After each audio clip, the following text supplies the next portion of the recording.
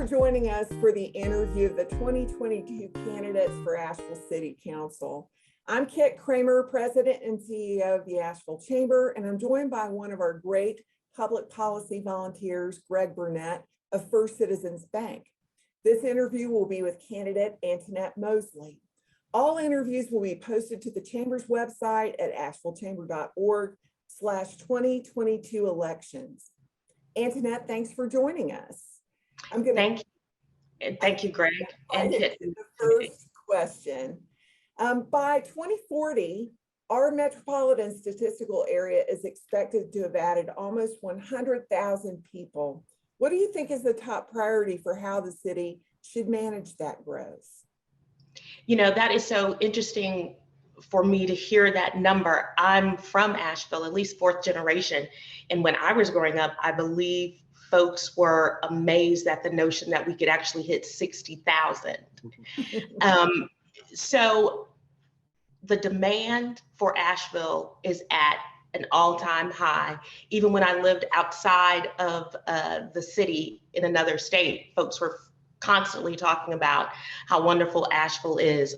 You know, I think one of the first things we could start by doing is improving infrastructure. One of my areas of great interest and why I'm running is to roll back and to deal with just core fundamental city services. I feel that as we're coming out of COVID, folks are ready to get out and we're going to require more services. I also believe that continuing to be a city that is welcoming for business interests will also help attract more people to the area, and the quality of jobs will be, you know, one thing that's very, very important. I love tourism, but I think people will be surprised to learn that small businesses outside of tourism actually make up the majority of our local economy. So becoming welcoming, providing great core fundamental services, I think is the first step to getting us where we need to be as we reach that 100,000 resident mark. Well, you've actually alluded to this a bit, but what role do you see economic development playing in dealing with that growth? You know, one thing that I believe is that whenever we provide equitable services, we all prosper together. So workforce development, one thing that the Chamber provides that I am just a huge fan of is the economic development, and April Brown and her team provide. I think that goes a really, really, really long way. There are some among us who've lived here for a long time, and we need employment in areas not just tourism related. I believe education, the YMI is also providing great services. Business incubators. I'm a huge fan of Jay Hackett and what he does for the community. So providing funding and working further along those lines, I think will go a long way. So Antanette, how do you balance policies like increasing density along certain corridors as a way to accommodate the additional housing needs that we have with neighbors who may be a bit uncomfortable with growth or change in their neighborhoods? You know, I happen to live in a neighborhood that is, you know, an historic neighborhood, and I hear these concerns all the time. And it's not just growing the corridor. I'm also interested in economic impacts. But I'm an attorney by profession, which means I analyze circumstances. I weigh the pros and the cons. I'm also the daughter of a pastor, so compassion is always at the forefront. So I balance my left brain, my right brain. I think depending on each circumstance, there has to be a give and take. Moderation is key for me. But supply and demand are what we're dealing with in Asheville, and we have to take that into account. So density is important, but I also believe it's important to keep with the ideals that Asheville has. Change is hard. Where we are today, if you would have told me Asheville would be booming like this when I was 15, I don't know that I would have been able to wrap my mind around it in the 80s, right? But again, supply and demand. And I don't see demand increasing for Asheville anytime in the near future, which I believe is a good thing, because who wants to live in a place where no one wants to live? So what do you think the role of the business community is in our city? You know what, I think I look at the business community as neighbors. I look at downtown as everyone's neighborhood. So the role of the business community is, quite frankly, to be good neighbors. That means we lean on each other. Sometimes people, I feel, have a certain amount of angst that relates to tourism. I don't. My first job was actually working at Grove Park Inn, waiting tables. I think I've done every job possible at Grove Park Inn. And we're one big community. So I would love for businesses to hire local, but as a local, I utilize those businesses as well. So give and take, and we look out for each other.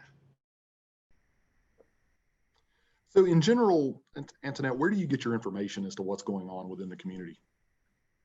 From a few places. I read the paper, but I'm also in close contact with my neighbors. My neighbors and I speak. I also rely on media. So WLOS is where I usually go. And when I'm reading, it's usually Asheville Citizen Times.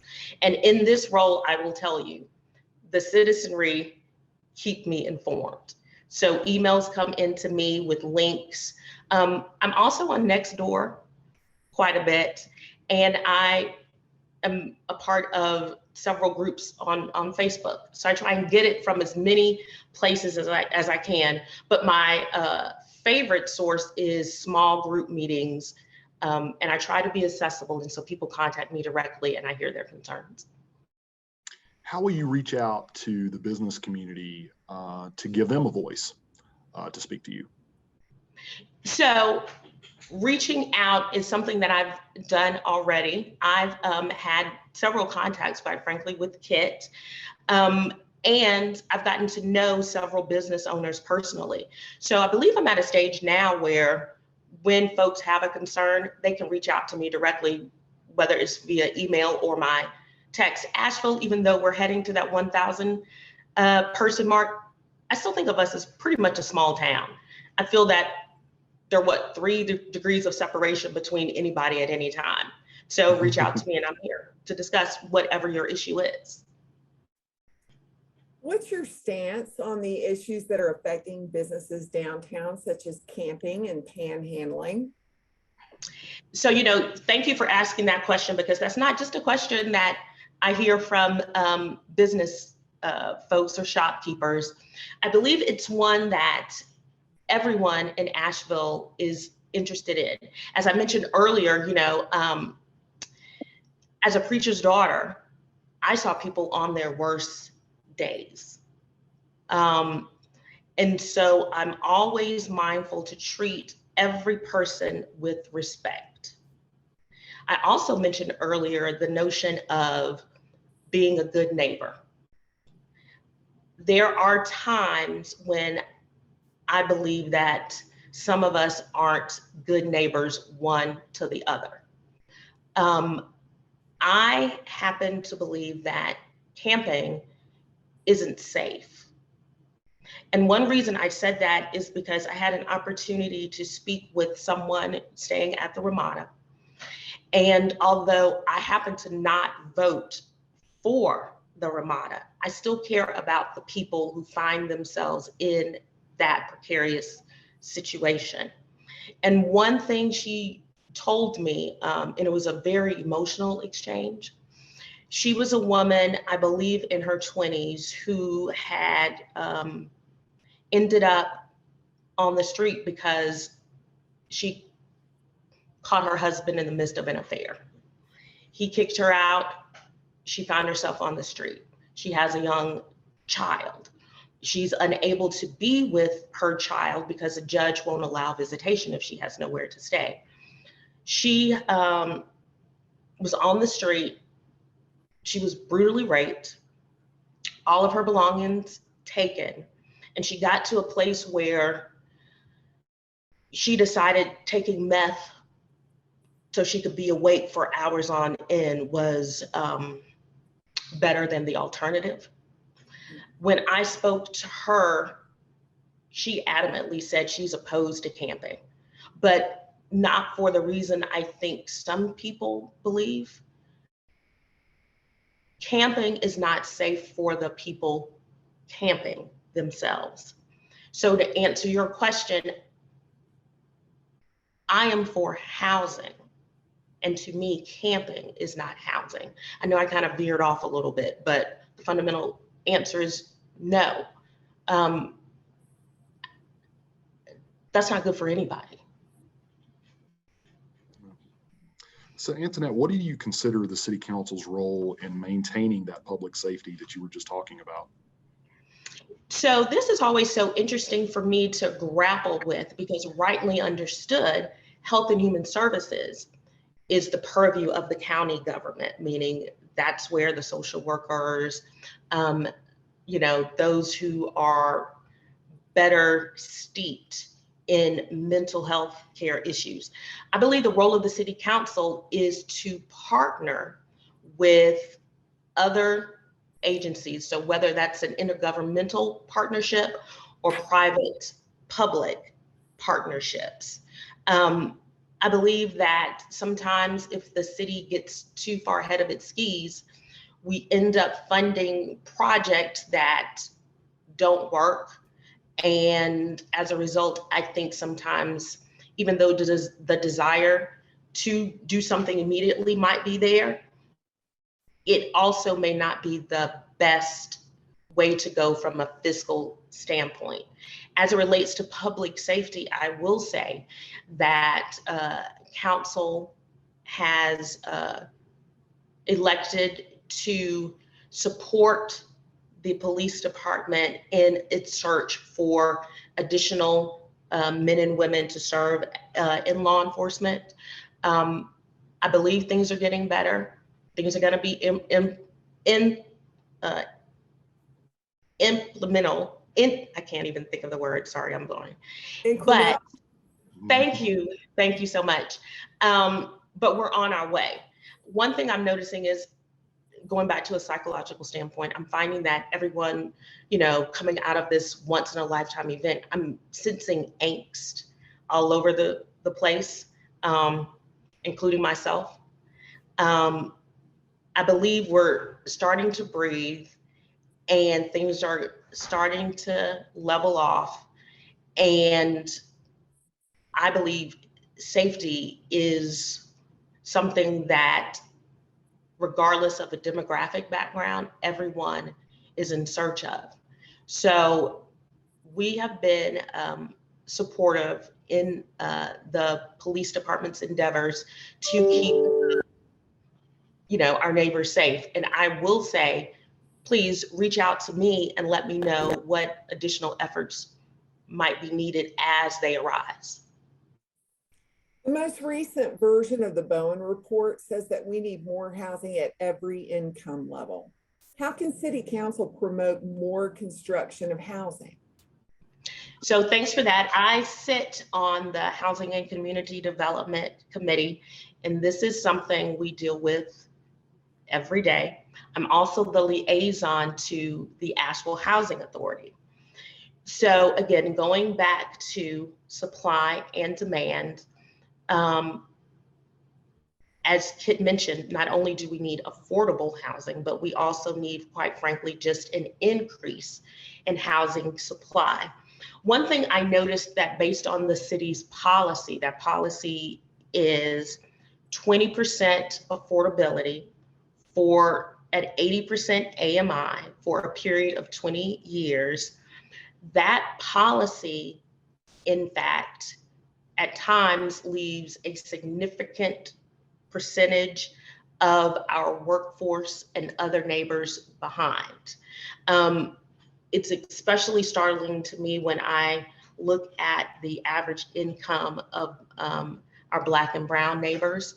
So I'm of two minds of this, and this is actually kind of controversial, but I'm working on coming up with an alternative policy that embeds even more deeply affordable housing with an increase in number. In other words, an increase in supply, meaning instead of 20% and 80% for 20 years, perhaps we could do 10% at 50% for 20 years. Just trying to come up with different solutions depending upon what works also for the developer. So I always want to be mindful of the fiscal impact on the developer, and I want to marry that with the needs of the community. So that's going to require perhaps a developer roundtable to help me work out those details. So Antanette, in 1 minute or less, what sets you apart as a candidate? Well, one thing that sets me apart is I'm from here. I'm at least fourth generation Ashevillean, and before that, Weaverville and Black Mountain. I know this community. I was born to parents who were civil rights activists, and I integrated a school when I was 5 years old. It was then the St. Eugene School. I also, though, grew up right beside a Black church. And as you know, at that time, I won't age myself, those were typically in Black communities. So I found myself hanging out with friends in Biltmore Forest one day and with friends in Klondike and Hillcrest maybe the next day.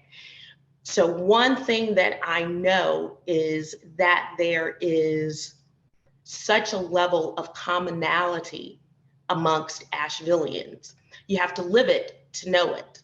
Also, by profession, I'm an attorney, which means I analyze, I delve deeply, and I figure out a way to work things out.